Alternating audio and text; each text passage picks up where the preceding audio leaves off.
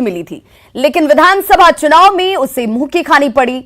हरियाणा, महाराष्ट्र के बाद झारखंड के चुनाव के नतीजों के बाद यह कहा जा सकता है कि क्षेत्रीय छत्रपों को साथ लेना अब बीजेपी की मजबूरी बन चुकी है। झारखंड चुनाव के नतीजों का असर आगे के चुनाव पर भी पड़ने के आसार हैं और खास तौर पर बिहार की बात करें, जहां अगले साल चुनावी दंगल है। लिहाजा बीजेपी को एक बार फिर रणनीतियों पर मंथन की दरकार है और बीजेपी के लिए कड़ा और बड़ा मैसेज कि जीत की राह तय करने के लिए न केवल क्षेत्रीय क्षत्रपों को साथ लेकर चलना होगा, बल्कि उसे परिस्थितियों के मुताबिक बड़े भाई को भी स्वीकार करने में गुरेज नहीं करना होगा। चर्चा की शुरुआत से पहले देख लेते हैं यह रिपोर्ट।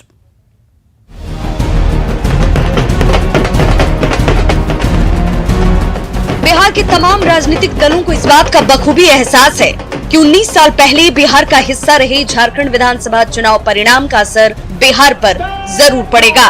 दरअसल एनडीए का हिस्सा रहे जेडीयू और एलजेपी ने झारखंड में बीजेपी से अलग चुनाव लड़ा और इसका खामियाजा बीजेपी को भुगतना पड़ा। वहीं जेएमएम, कांग्रेस और आरजेडी ने एकजुट होकर चुनावी लड़ाई लड़ी और परिणाम सबके सामने। झारखंड चुनाव में बीजेपी की करारी हार के बाद बिहार में राजनीतिक सरगर्मी तेज है और जीत से उत्साहित महागठबंधन 2020 में बिहार में भी बदलाव का दावा कर रहा है। झारखंड चुनाव के परिणाम बहुत बड़ा संदेश दे रहे हैं उन तानाशाही और अहंकारी राजनीतिज्ञों के लिए, व्यक्तियों के लिए, जो ये सोच रहे थे कि हमारी हिटलर शाही और तानाशाही चलती रहेगी सब दिन।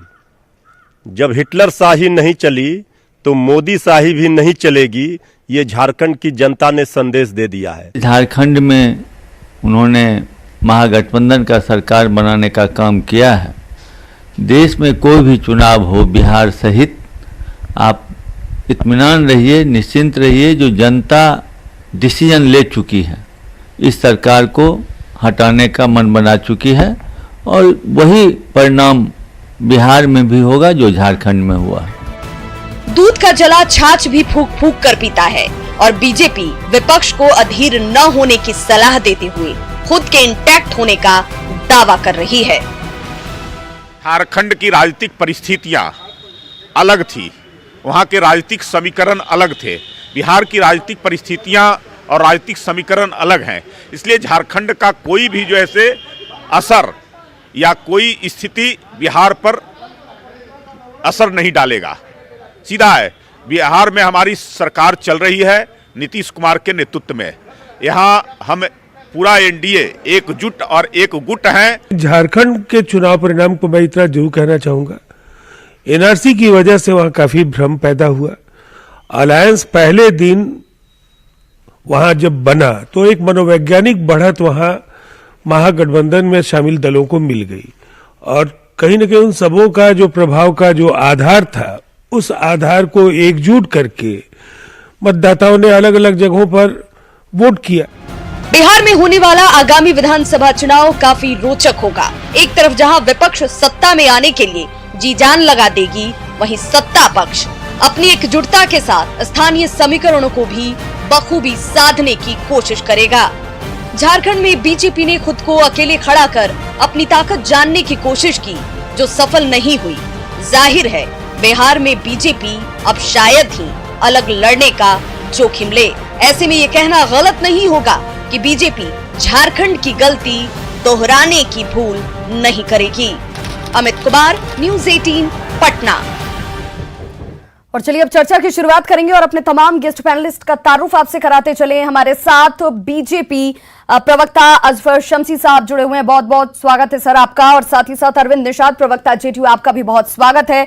हम प्रवक्ता दानिश रिजवान साहब, आपका भी बहुत स्वागत। और डॉक्टर संजय कुमार, राजनीतिक विश्लेषक हैं, इनसे भी जानेंगे कि जो हालात इस वक्त झारखंड चुनाव से पैदा हुए हैं उसके कितने इम्पैक्ट बिहार पर पड़ेंगे और इसके इम्पैक्ट को ध्यान में रखते हुए राजनीतिक पार्टियां क्या अब सख्त मैसेज देती हुई और कहीं ना कहीं सुधार की तरफ आगे बढ़ेगी, ये भी जानेंगे। लेकिन सबसे पहले मेरा सवाल जो है अजफर शम्सी साहब आपसे है।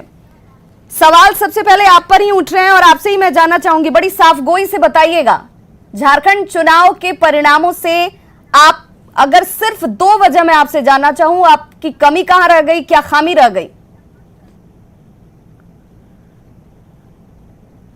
देखिए, ऐसा है कि अगर जिनके मन में लड्डू फूट रहे हैं या महागठबंधन के लोग अगर दिन में ख्वाब देख रहे हैं तो ठीक है, गलतफहमी हो सकती है, लेकिन खुशफहमी में रहना और दिन में ख्वाब देखना, मैं यही कहूंगा। शमसी साहब, सीधा सवाल है मेरा, आप अगर हारे हैं तो कुछ कमी तो रही होगी ना? मैं बता देता हूं आपको कि झारखंड की राजनीतिक परिस्थिति, सामाजिक परिस्थिति ये बिल्कुल अलग है बिहार से, और राजनीतिक हो या सामाजिक हो या भौगोलिक परिस्थितियां बिहार से अलग हैं। और अगर ये नहीं होता तो फिर दूसरे राज्य का बंटवारा क्यों होता? इसलिए उसको, झारखंड को बिहार से इक्वेट करके देखना। झारखंड का बंटवारा इसीलिए हुआ था कि राजनीतिक दल के नेता हैं, आपको ये भी पता होगा कि वोट प्रतिशत जो है वो सब कुछ साफ करता है। ऐसे में आपका कैलकुलेशन ये नहीं कहता कि अगर आप साथ लड़े होते तो शायद ये स्थितियां नहीं पैदा होती। देखिए, बिल्कुल वहां पर भ्रम फैलाया गया। हमारी सीटें कम जरूर हुई हैं, लेकिन वोट प्रतिशत 34% हम लोगों को वोट मिला है। शमसी साहब, यही तो मैं कह रही हूँ कि अगर आप साथ होते, इंटैक्ट होते, तो आज सूरत कुछ और होती झारखंड की। देखिए, वहां पर गलतफहमी पैदा किया गया, वहां अस्थायी मुद्दों के आधार पर, और खास करके आपके सहयोगी आपके साथ खड़े नहीं थे, ये गलतफहमी पैदा कर दी गई। गलतफहमियां जिस प्रकार से फैलाई, केंद्र सरकार की जो योजनाएं थी और उसका जो इम्प्लीमेंटेशन हुआ था, चाहे वो आयुष्मान योजना हो, चाहे वो उज्ज्वला योजना हो, यानी केंद्र की सारी योजनाएं वहां पर थी, लेकिन स्थानीय स्तर पर जिस तरह से गलतफहमियों का शिकार मुख्यमंत्री आपके हार जाते हैं, उन गलतफहमियों के कारण आपकी सीट हार जाते हैं। इसके बाद भी आप अभी भी इसी बात पर स्टिक हैं कि देखिए भ्रम फैलाया गया, सवाल ये पैदा परिणाम आ गए। थोड़ी तो कैलकुलेशन आपने भी की होगी। मुझे नहीं लगता है कि आप यहाँ पर खुलकर वो बातें कह पा रहे हैं। आपको भी पता होगा कि अगर शायद आप साथ लड़े होते तो परिणाम इस वक्त कुछ और थे। देखिए, इंदिरा गांधी भी चुनाव हारी थी। डेमोक्रेसी के अंदर, प्रजातंत्र के अंदर हार और जीत पैमाना नहीं होता है। ठीक है, हम लोग इसकी समीक्षा कर रहे हैं। 29 राज्यों में 2018 के आंकड़ों का शमसी साहब आप देखेंगे, 29 राज्यों में से 21 राज्य आपके पास थे। 2018 की तस्वीर वो थी और 2019 में आप 16 राज्यों तक पहुंच गए हैं। आपको नहीं लगता है कि ये चिंता का सबब है?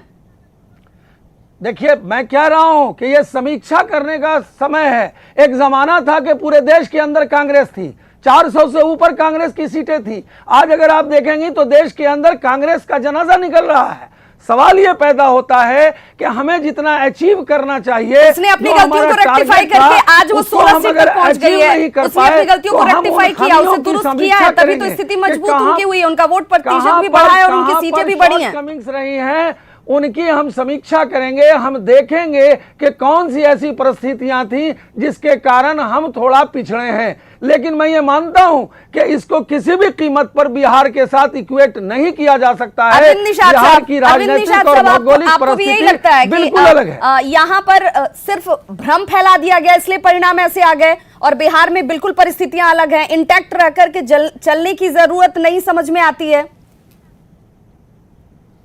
देखिए, झारखंड के पहले जेडीयू ने देश के दूसरे राज्यों में भी चुनाव लड़ने का काम किया। नॉर्थ ईस्ट के राज्यों में, अरुणाचल प्रदेश में हमने चुनाव लड़ा। हमारे 7 विधानसभा के सदस्य जीत करके आए अरुणाचल प्रदेश में। एक मणिपुर में भी हम लोगों ने कामयाबी हासिल की। कर्नाटक में हमने चुनाव लड़ा और उसी कड़ी में हम लोगों ने झारखंड में भी चुनाव लड़ने का काम किया। 0.73% इतनी ही फीसदी वोट आपको मिली है। 2005 को जरा याद कीजिएगा, 2005 में आपकी प्रतिशत वोट शेयर क्या थे, और इस वक्त 2019 में जब आप अलग राह पर चले तो आप कहां पे पहुंच गए? 1% से भी कम। हेलो, नहीं, देखिए, अब मैं बता रहा हूं, मैं उत्तर दे रहा हूं। देखिए, हमारी कोई भी दल अपना संगठन विस्तार के लिए, संगठन में धार देने के लिए, कार्यकर्ताओं के बीच जाने के लिए, पार्टी को कैसे राष्ट्रीय पार्टी का मान्यता प्राप्त हो, इसके लिए हम लोगों ने देश के विभिन्न राज्यों में चुनाव लड़ा। उसी कड़ी में हम झारखंड में भी चुनाव लड़ने गए और हमने वहां पर सभी विधानसभा क्षेत्रों में हमने तैयारी की और लगभग हमको 0.8% हम लोगों की पार्टी को वहां मत आए। इस हिसाब से हम लोगों ने जो तैयारी की थी उसके हिसाब से हम लोगों ने वहां झारखंड में चुनाव लड़ने का काम किया। अब बिहार का सवाल है, एक बार चलिए मैं आपको फ्लैशबैक में लिए चलती हूँ। 2005 में 33% स्ट्राइक रेट आपका हुआ करता था, आपके पास 6 सीटें हुआ करती थी। अब के सिचुएशन को देखिए, अब आप 0.75% पे पहुंच गए हैं। आपको नहीं लग रहा है कि यहाँ पर आप लोगों के डिसीजन नहीं लेने की वजह से, अलग अलग रूट चलने की वजह से, खंड खंड होने की वजह से एनडीए की स्थिति यहाँ पर इस तरीके से हुई है? अगर साथ लड़ते तो और कुछ परिणाम होता। देखिए, हम तो 1 साल पहले से झारखंड में चुनाव लड़ने की तैयारी कर रहे थे। हमारी पार्टी का झारखंड प्रदेश का सम्मेलन हुआ जिसमें जेडीयू के राष्ट्रीय अध्यक्ष आदरणीय मुख्यमंत्री नीतीश कुमार जी ने शिरकत किया। जिलों में सम्मेलन हुआ जिसमें हमारे संगठन के प्रभारी आदरणीय रामचंद्र प्रसाद सिंह जी ने शिरकत किया। अगर हमारे सहयोगी दल जिनके साथ हम बिहार में सरकार चला रहे हैं उनको महसूस होता कि भाई झारखंड में भी हम पूर्व की भांति यहाँ गठबंधन करके हम चुनाव में जाए, तो मुझे कोई एतराज नहीं था। हम लोगों ने अपनी पार्टी के विस्तार के लिए हम लोगों ने चुनाव लड़ा नहीं की। बीजेपी की तरफ से ये लैप्सेस हुए, बीजेपी ने कोशिश नहीं की। ये तमाम जो सहयोगी पार्टियां एनडीए की वो झारखंड में भी एकजुट होकर लड़े। इस बारे में भारतीय जनता पार्टी का जो झारखंड इकाई के नेता है वो ज्यादा विशेष तौर पर आपको बता पाएंगे कि किन परिस्थितियों में वो इस दिशा में आगे नहीं बढ़ पाए। लेकिन अप्रोच नहीं किया गया, ये तो आप मान रहे हैं ना कि अरविंद निषाद जी, अप्रोच नहीं किया गया, कोशिश नहीं की गई, ये हाथ बीजेपी की तरफ से आगे नहीं बढ़े। भारतीय जनता पार्टी के झारखंड प्रदेश के नेता से आप पूछे, वो ज्यादा बेहतर अजफर शमसी साहब, आपको भी ऐसा ही लगता है? आपको भी ये लगता है कि कोशिश अगर आप लोगों की तरफ से की जानी थी? ये लोग तो वेट एंड वॉच की मुद्रा में थे, अगर आपने अप्रोच किया होता तो आज ये साथ होते और तस्वीर भी कुछ और होती। देखिए, ऐसा है कि भारतीय जनता पार्टी देश ही नहीं दुनिया की सबसे बड़ी पार्टी है जिसके सबसे ज्यादा सदस्य हैं, इसमें कहीं दो राय नहीं है। और हमारा बिहार में गठबंधन पूरी तरह मजबूत है, एकजुट है। हमारे मुख्यमंत्री 5 टर्म से मुख्यमंत्री हैं, तो एनडीए हमारा इंटैक्ट है, मजबूत है। अब झारखंड का जहां तक सवाल है, तो झारखंड स्टेट में जो स्थितियां संगठनात्मक दृष्टिकोण से रही उसके आधार पर नीतीश कुमार को बड़े भाई मानकर चुनावी मैदान में उतरेंगे आप? नीतीश कुमार को बड़े भाई मानकर चुनावी मैदान में उतरेंगे? देखिए, ऐसा है कि अभी वो हमारे बिहार में कैप्टन है, तो बड़ा भाई और छोटा भाई का सवाल कहाँ है? हम जब टीम यही का तो मैच हो रहा है बिहार में, और बिहार में वो अभी जब हमारे कैप्टन है, परिणाम के बाद एक थ्रेटनिंग नॉक है। आप इसे नहीं शायद समझने की कोशिश कर रहे हैं। आपको नहीं लग रहा है कि आप अगर क्लियर मैसेज के साथ जनता के बीच जाते हैं तो क्लियर मैसेज जनता भी समझ पाती है? आप बड़े भाई मानने से इनकार करते हैं लेकिन कहते हैं कि हम उन्हीं को सामने रख करके चुनावी मैदान में उतरेंगे। बड़ा भाई मानने में आखिर परेशानी क्या है? देखिए, मैं कह रहा हूं कि बिहार के अंदर वो कैप्टन है, बिहार में 5 टर्म के मुख्यमंत्री हैं, हमारा गठबंधन है, हमारा गठबंधन बिहार में इंटैक्ट है। लेकिन इसका मतलब ये थोड़ी है कि पूरे देश के अंदर जेडीयू के साथ गठबंधन है। बिहार में हमारा गठबंधन है। सीट बंटवारे में किसकी चलेगी? पॉलिटिकल पार्टी है, वो भी चलिए मान लिया कैप्टन, आपकी बात मान ली। सीट बंटवारे में किसकी चलेगी? नीतीश कुमार की या फिर बीजेपी की? बिहार में इंटैक्ट है, बिहार में एकजुट है, बिहार में हम मजबूती से चल रहे हैं और दोनों प्रदेशों की परिस्थितियां अलग अलग हैं। शमसी साहब, मान लिया, अब ये जरा बताइए कि सीट बंटवारे की बात तो आएगी ना? 2020 में विधानसभा चुनाव होंगे, सीट बंटवारे की बात आएगी, वहां पर आप बड़ा दिल दिखाते हुए ये मानकर चलेंगे कि नीतीश कुमार लीड कर रहे हैं कैप्टन की भूमिका में और जो सीट शेयरिंग दी जाएगी उस पर सभी पार्टियां संतुष्ट होंगी? देखिए, ये हमारा जो शीर्ष नेतृत्व है और जो हमारे बीजेपी की पार्लियामेंट्री बोर्ड है वो तय करती है। मैं बार बार कह रहा हूं कि बड़ा भाई और छोटा भाई की भूमिका नहीं है। बिहार के अंदर में एनडीए इंटैक्ट है, अभी हमारे कैप्टन माननीय मुख्यमंत्री नीतीश कुमार जी हैं। लेकिन जो सवाल है कि हमारी पार्लियामेंट्री सीट शेयरिंग को तय करती है, हमारा शीर्ष नेतृत्व तय करता है कि कौन सी सीटों पर कौन लड़ेंगे। इसलिए ये वक्त से पहले स्पेकुलेशन लगाना, वक्त से पहले क्षेत्रीय शत्रपों की ताकत को बीजेपी नहीं भांप पाई, इस बात को तो स्वीकार कर लीजिए। और सबसे बड़ी बात यह है कि हमारे राष्ट्रीय अध्यक्ष ने पहले ही कह दिया है कि भाई बिहार के अंदर नीतीश जी की अगुवाई में चुनाव होगा। तो जब हमारे राष्ट्रीय अध्यक्ष ने पहले कहा है कि बिहार में एनडीए नीतीश कुमार जी के अगुवाई में, नीतीश कुमार के नेतृत्व में, नीतीश कुमार माननीय मुख्यमंत्री कैप्टन होंगे। तो फिर ये भी मान इसमें लीजिए बड़ा ना भाई कि और सीट छोटा भाई कहाँ है? बंटवारे हम में कोई टीम किचकिच स्पिरिट होगी से नहीं, लड़ेंगे। कोई संशय ही हम नहीं टीम- होगी। हम- जो हम सीट जिसे टीम दी स्पिरिट जाएगी, से जिस लड़ेंगे। आधार पर दी जाएगी, हम चाहे वो टीम- जातिगत समीकरण हो या फिर दूसरे आधारों, स्वीकार होंगे सभी पार्टियों को। हम टीम स्पिरिट से लड़ेंगे और हम उस जंगल राज को जो 15 साल पहले नंगा नाच बिहार के अंदर होता था उसके खिलाफ लड़ेंगे। हम उसके खिलाफ लड़ेंगे कि 29 सालों के अंदर हजारों करोड़ों की संपत्तियां जिन्होंने अपने नाम करा ली हैं, हम उनके खिलाफ लड़ेंगे। हम रूल ऑफ लॉ के साथ हैं, हम रूल ऑफ जंगल के साथ नहीं हैं। हम ये विकास रूल के ऑफ साथ लॉ हैं, जो है हम झारखंड की जनता डेवलपमेंट नहीं के साथ समझ हैं। पाई, और वहां आप हम शायद डेवलपमेंट समझा भी और नहीं पाए। विकास आप के साथ नेशनल हैं। इश्यूज के साथ बार बार मैदान में उतरते रहे और जनता जो है वो लोकल इश्यूज पर परेशान होती रही, वो नहीं आप समझ पाए। और शायद ये एक नॉक जो है बिहार विधानसभा चुनाव से पहले आपको कहीं ना कहीं समझ में अगर आ जाए तो आपकी स्थिति बेहतर हो जाएगी। दानिश रिजवान साहब, प्रवक्ता हमसे हमारे साथ जुड़े हुए हैं। दानिश रिजवान साहब, जो खामियां अब तक आप लोग करते रहे, जो कमियां आप में अब तक देखने को मिली, उन कमियों को झारखंड में आपने दूर करने की कोशिश की और शायद इसी वजह से महागठबंधन जो है वो इतने अच्छे परिणामों के साथ सामने है। देखिए, निश्चित तौर पे हमारी एकजुटता तो हमारी मजबूती की तरफ हमें लेकर जा रहा है। लेकिन मैं आपको एक चीज विभाजी बता दूं कि भगवान महावीर ने एक उपदेश में कहा था कि ना हम रहा किसी का ना हम रहेगा।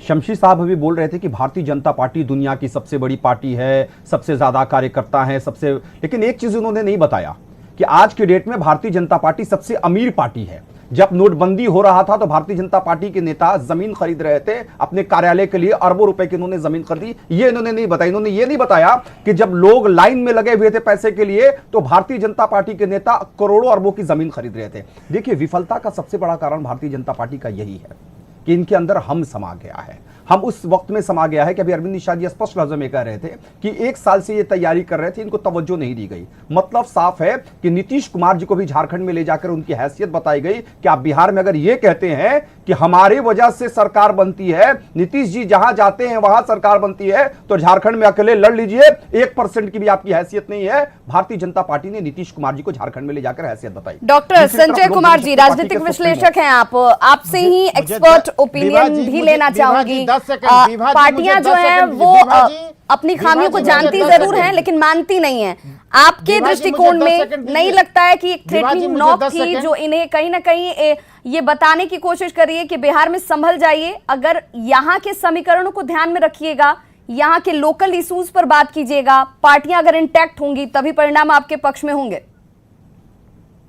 निश्चित रूप से 6 महीना पहले इसी झारखंड में लोकसभा का चुनाव हुआ और 57 सीटों पर भारतीय जनता पार्टी लीड कर रही थी।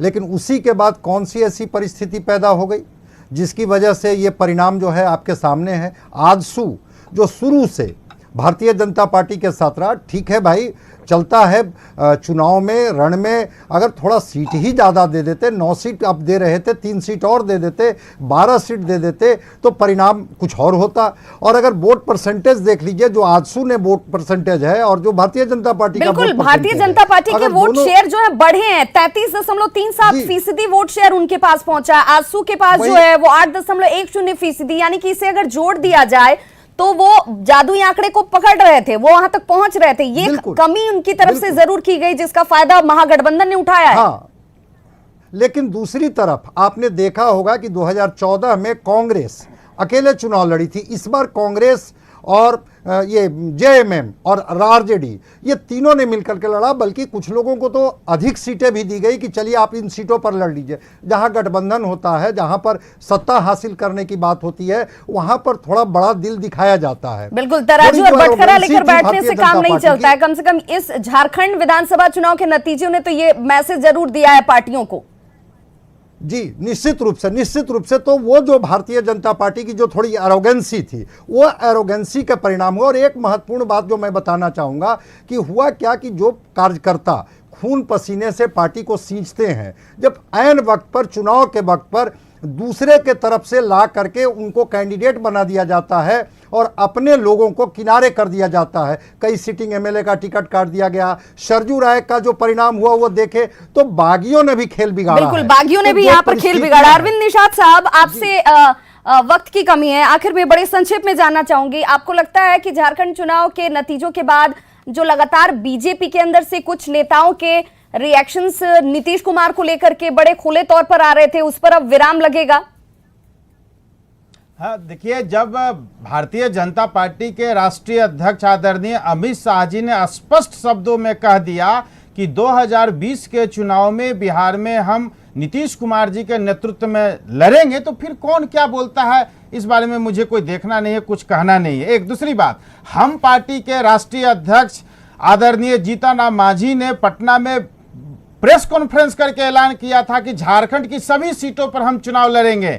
जरा यहाँ बतावें, हम पार्टी के दानिश भाई बैठे हुए हैं, इनके पार्टी को कितना परसेंटेज वोट आया, कितना हाईएस्ट वोट आया इनके उम्मीदवारों को, मैं ये जानना चाहता हूं। लेकिन उनके लिए कम से कम ये तो सुखद है कि महागठबंधन इंटैक्ट था और इंटैक्ट होने की वजह से जो परिणाम है उनके पक्ष में गए हैं। जीत और हार ही तो राजनीति में मायने रखते हैं। बहुत बहुत शुक्रिया आप तमाम पैनलिस्ट का हमारे साथ जुड़ने के लिए। वक्त की कमी की वजह से माफी चाहूंगी।